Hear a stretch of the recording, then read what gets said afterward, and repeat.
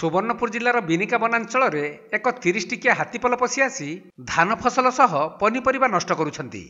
एपरिक सोमवार राति बिनिका वनांचल बलारंगारे हाथी पशि व्यापक धान फसल नष्ट करने सह पनीपरिबा चाष नष्ट कर दैछंती। तेबे एही अंचल प्राय 16 पट हाथी थिबा अनुमान करा जाउछि। सेपटे वर्तमान धान अमल हेबाकु थिबा बेले हाथीपल धान बिल भितरे पशि धान चाष नष्ट कर देउथुबा लोकमाने अभियोग करिसंती।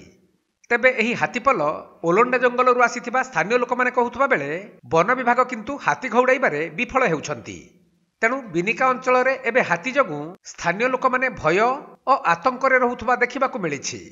अन्यपटे एही हाथीपलकु स्थानीय बासिंदांक सह वन विभाग घौड़ाइबारे लागिथिले मध्य दीर्घ दिन हेला हाथीपल माने एही अंचल डेरा बांधिछंती। कहीं लोकमानंकर कहिबा अनुसार एही जंगल मानकरे प्रचुर परिमाण में देशी मद रंधा हेउथुबारु महुल पुच खाई एठारु जाउ नथुबा अभियोग हेउछि। तेणु तुरंत प्रशासन एथिप्रति दृष्टि देबाकु दाबी हेउछि।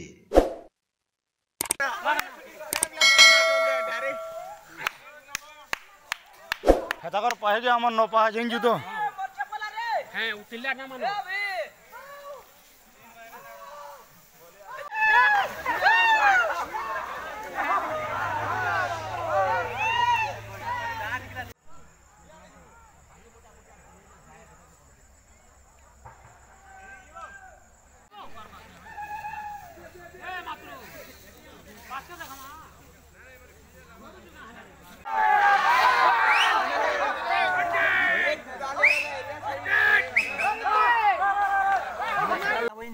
पहले बोले हमर सिंधुल दौड़बे ताबरे